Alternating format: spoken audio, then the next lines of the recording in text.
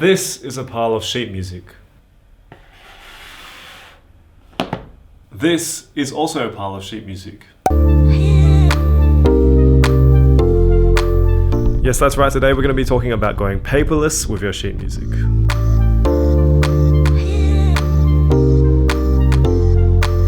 So I've been using paperless sheet music for the last 6 months and it's been an absolute joy because, as you can see, it's just so much more convenient than carrying around all of these hard copy scores. This iPad Pro, I actually got it back in December, sorted out online. You see, for the last few years, even though I'm such a technological person, I was so afraid of using things like iPads for sheet music, and I would instead use things like this, which is a massive mega score. It has 2 sides that I used for the piece Melii by Jenny Watson. It's a saxophone and marimba piece, which I played with my friend Shanika Lynn.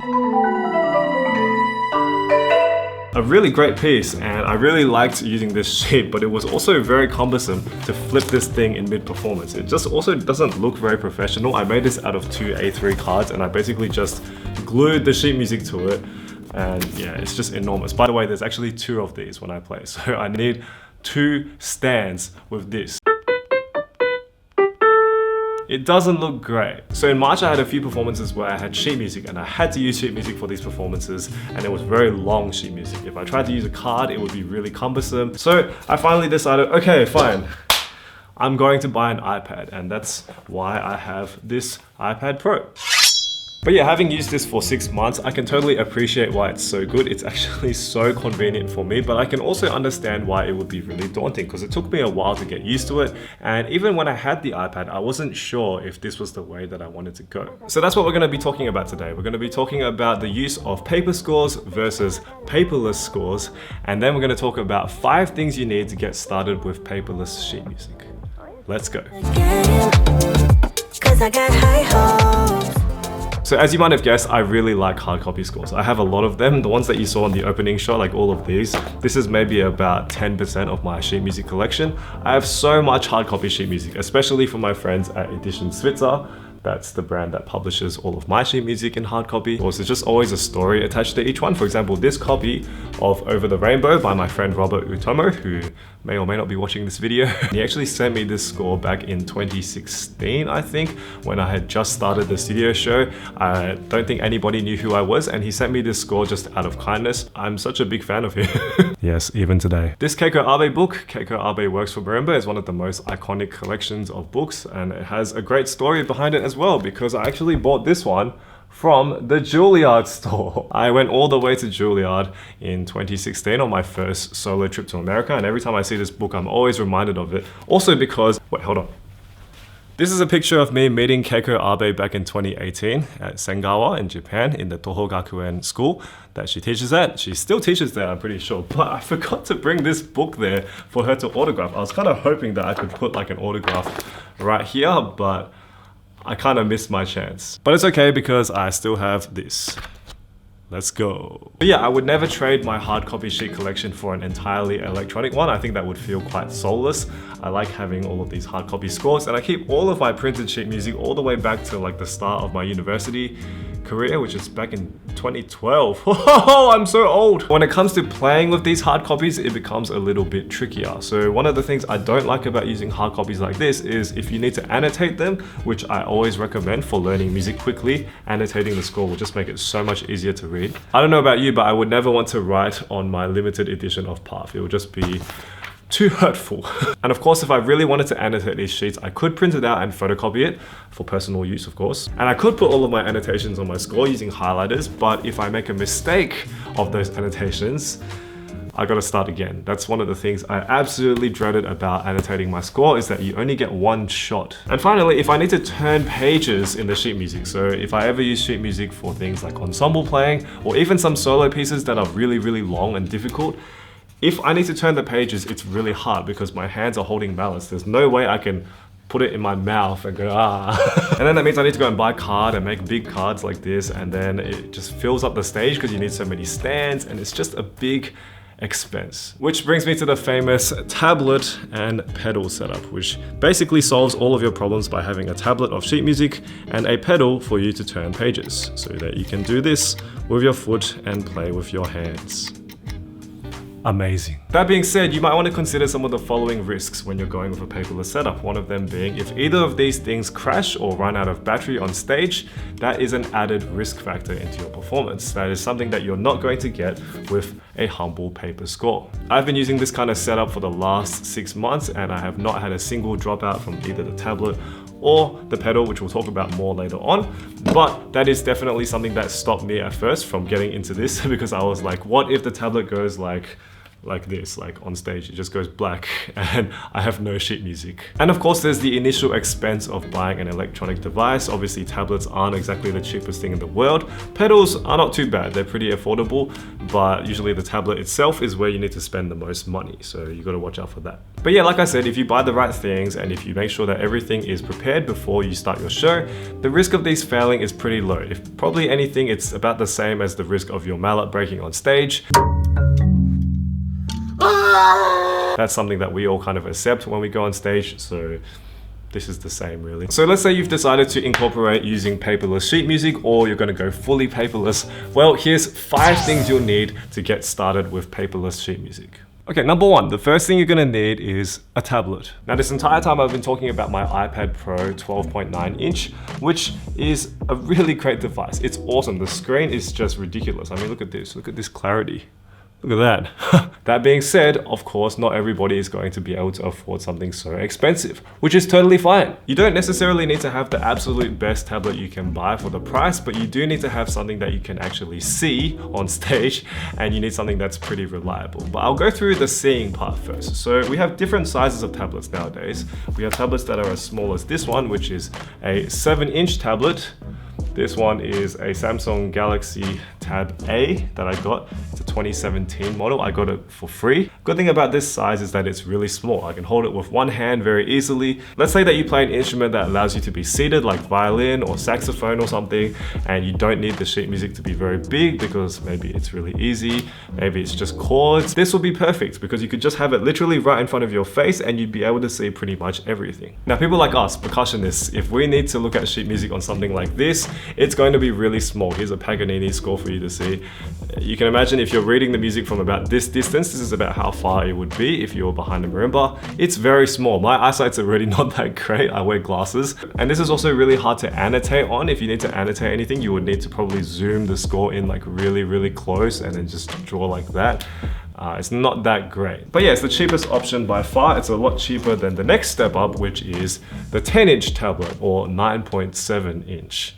Apple. Now this is my Apple iPad 2 from 2013. It's a 9.7-inch tablet. I think it still works. I don't use it anymore because it's quite old and slow. This kind of size is perfect for any instrument that is at about arm's length or longer, maybe even a little bit longer. So if you imagine like you're a pianist, you probably see the score at about this distance, which is totally okay. For percussionists, especially things like marimba or even things like timpani, where we need to be about this far away, so you'd be looking at it about here, it does get a little bit on the small side, but it's still okay. And this tablet size is a really good value proposition because 10 inches is usually like the most common size for tablets. We usually call this the iPad, which means if you're a budget, I would recommend getting a secondhand or refurbished 10-inch tablet. That would be like a nice sweet spot. Probably would cost you maybe a couple of $100s at most, and it will be just fine for most purposes. And then finally, we have the big tablets. So tablets that are 12 inches and above. This covers things like the iPad Pro, but also tablets like Microsoft Surface,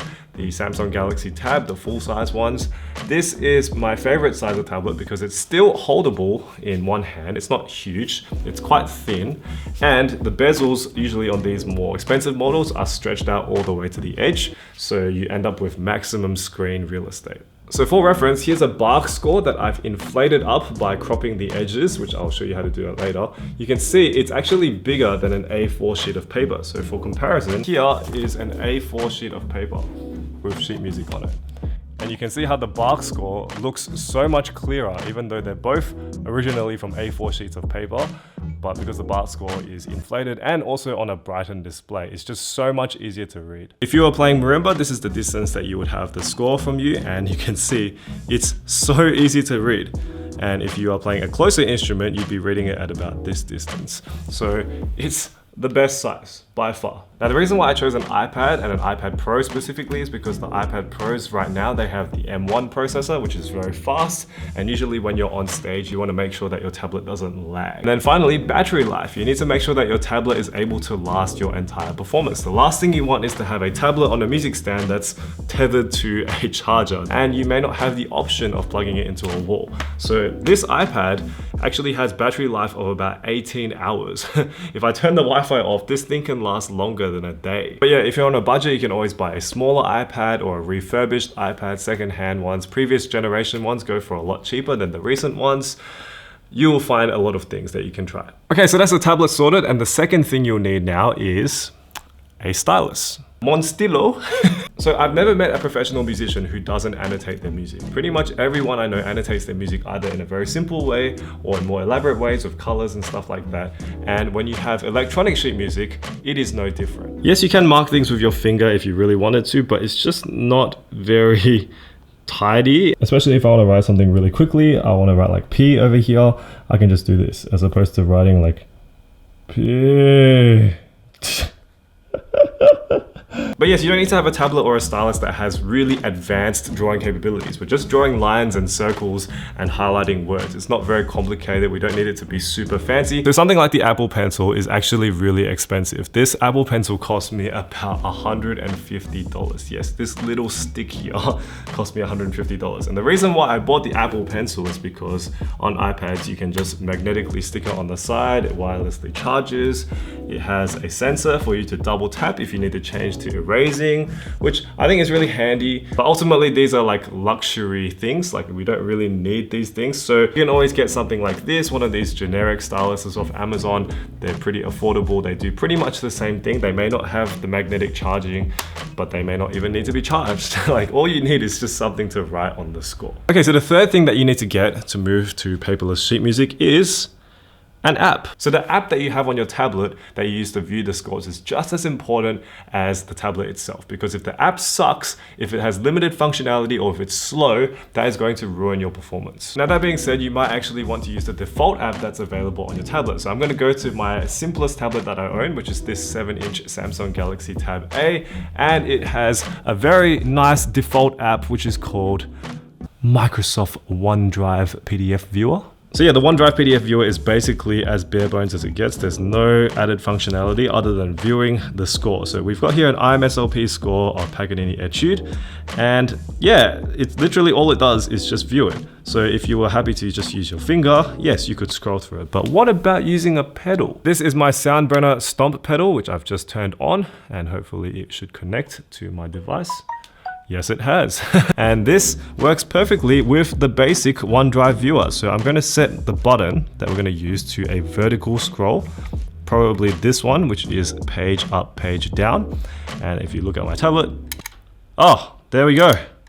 So if you have this on the floor and you're just tapping this with your foot, you can turn the pages pretty much instantly. And this is on a really slow, cheap tablet, 7-inch tablet, and it's working perfectly. So for some people, this would be perfect. Just some clicking ASMR for you. Now that being said, the OneDrive app is not very handy if you have a lot of sheet music and you're going to be using it regularly, because you're going to have to keep reopening it, and it doesn't have like an inbuilt library function. It doesn't have any sort of annotation function, which is a little bit messy. So the app that I prefer to use, and I know a lot of musicians use this, both classical and contemporary musicians, is called Fourscore. So Fourscore, the icon looks like this. Right there in the middle. It just does everything. Like all the annotation stuff is built in really, really well. So if I take out my pen and I tap on the screen, the annotation stuff comes up immediately, and I can start drawing on like whatever I want. I have all these custom colors that I've assigned at the top for different annotation purposes, and I can just draw right there. I can also erase really easily, and it remembers all of my annotations, and it can also export all of my annotations. So you'll notice that my partita score looks really big. It looks actually bigger than an A4 sheet of paper, and that's because I've cropped off the margins using the inbuilt crop function in Fourscore. So if I just uncrop this for you, this is what it originally looked like. And after I cropped it, I basically did this. And then you can even rotate it if it's not straight, like so.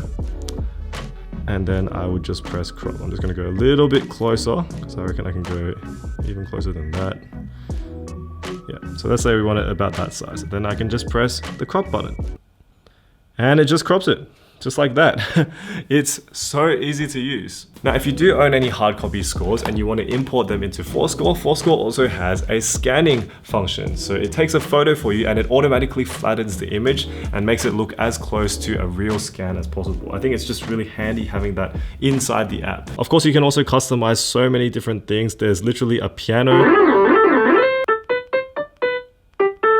And one of my favorite features up the top here, there's an inbuilt metronome that's running all the time. You can have it audible. You can have it visible, which is just around the outside. You can see that flashing. And you can have both, of course.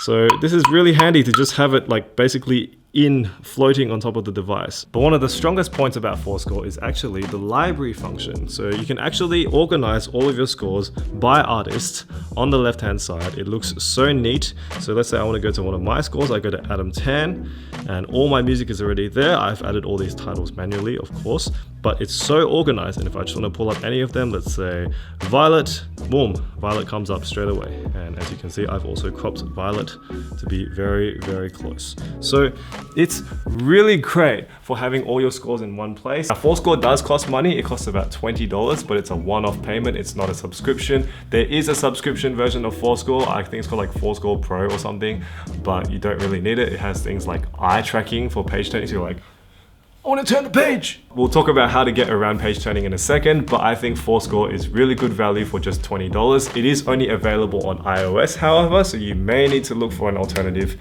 if you're using an Android tablet or Windows or anything like that. But yes, once you've found your app of choice, the fourth thing that you'll need is, of course, your pedal. So for anyone who holds an instrument that requires both hands, it's pretty hard to turn your page. Like, yeah, you could drop one hand and quickly turn it, but you will sacrifice the music if you do so.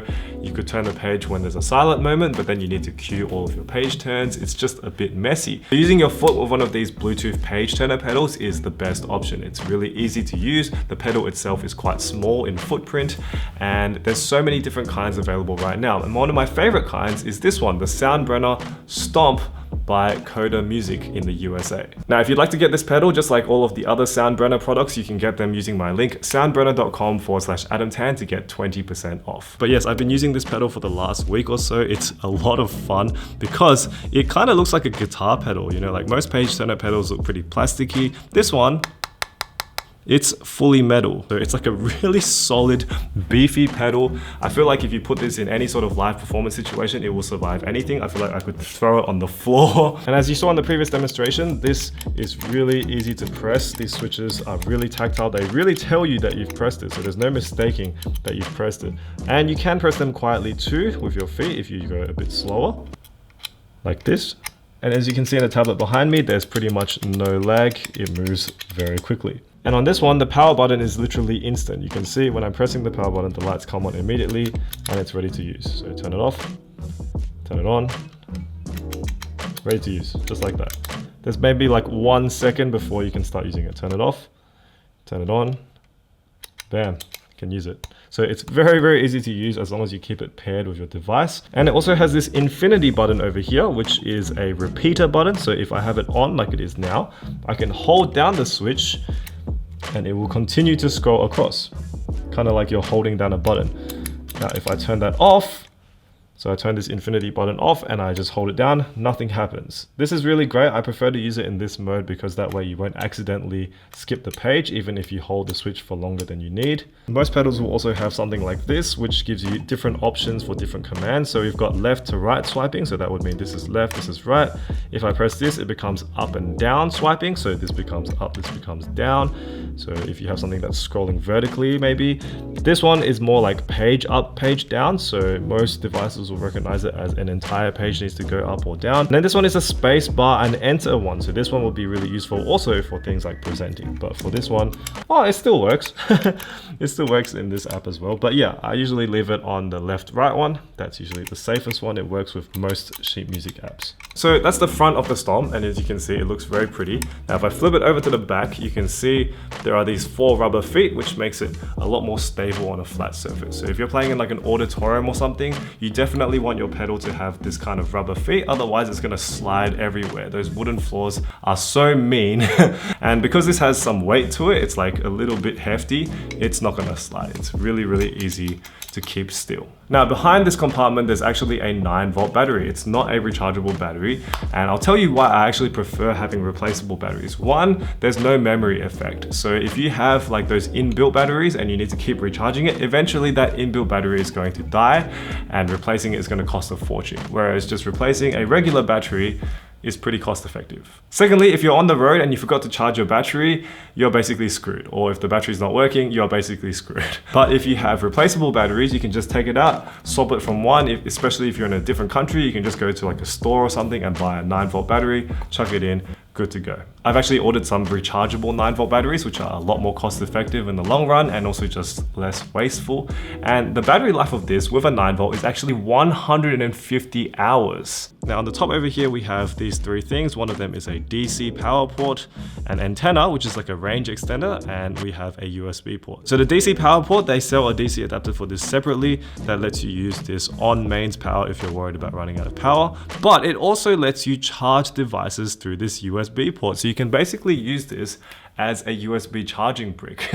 So if you don't need to turn any pages for a day, you can basically just charge your phone with it. Isn't that great? And then finally, this little antenna on the top that allows it to get a range of up to 50 feet or 15 meters away. That is a very big distance. That is more than enough for most people. I don't think you're gonna have your tablet 15 meters away. If you are, that's kind of weird. But yes, it's just a really cool pedal that's made in the USA. It is really good build quality and it's an absolute tank for any sort of gigging circuit. So yeah, if you want to get one of these stomp pedals, you can use my link soundbrenner.com/Adam10 or my discount code Adam10 to get 20% off. That link is also in the description down below. Now the funny thing is, I've never actually spoken about this stomp pedal before on the show, but people have been using my link to buy it anyway. So make sure you go check it out. It must be good. But yeah, whatever pedal you choose, just make sure it has really easy to press switches. The left and right switches are the most important thing after all. Make sure it pairs quickly with your device. Make sure it has battery life that is sufficient to last any sort of concert. Especially, I would recommend replaceable batteries again. I just think it's so much easier. And a small footprint always helps, as well as a pedal that doesn't move around on stage too much. And then you're good to go. Now, before I talk about the final thing you need to have your paperless sheet music set up, if you haven't already, please give this video a thumbs up if you're enjoying it so far. And let me know down in the comments below if you have any questions regarding paperless sheet music. So the 5th and final thing you'll need for your paperless setup is sheet music. Obviously, right, you need to have sheet music. If there's no sheet music, there's no point in having this. And I would point you in the direction of all of the major publishers, because pretty much all of them have a paperless option now, a PDF option, which you can download directly and put onto your device and then import it into your favorite app, whether it's Fourscore or any of the other apps that we've been talking about today. And of course, you can always pick up my sheet music from my online store at adam10percussion.com/download. That looks like this, and you'll basically get it in very high quality. You'll be able to zoom into it if you have a tablet. Look at that. Look at that clarity. Woo! And yeah, having PDF scores combined with tablets means you can do all the things like cropping it, annotating it, all the things that make it so much easier to go paperless. So yeah, once again, shout out to my friends at Soundbrenner for sending me the Stomp pedal made by Coda Music. It is such a cool pedal. It feels great in the hand, even though you don't normally hold these in the hand. And once again, if you want to get one of these, you can get it at soundbrenner.com/Adam10 or use my code Adam10 for a 20% off discount. In future episodes, I will be talking about these 2 Soundbrenner products. One of them is a smartphone microphone, which plugs directly into your smartphone. And one of them is this, the Soundbrenner Core, which is a metronome smartwatch for musicians. I'm so excited to look at this actually. Let me know down in the comments below if you want to see any other types of products on this show. So yeah, I hope you enjoyed today's video. Hit that red subscribe button below if you haven't already to keep up with my uploads. And I will be making more videos like this. I have so many great ideas to use with this new camera setup. And I'm also very excited for this thing. Marimba Fest, which is the competition and festival that I run with my team. There's my name and everyone else's name. Look at all these names. Look at all these participants we have from around the world. This is a hybrid event that we have in person and online people. And we have this amazing faculty lineup. Look at that. But yeah, thank you so much for watching today's video, and I'll see you next week for another episode of The Studio. Good night.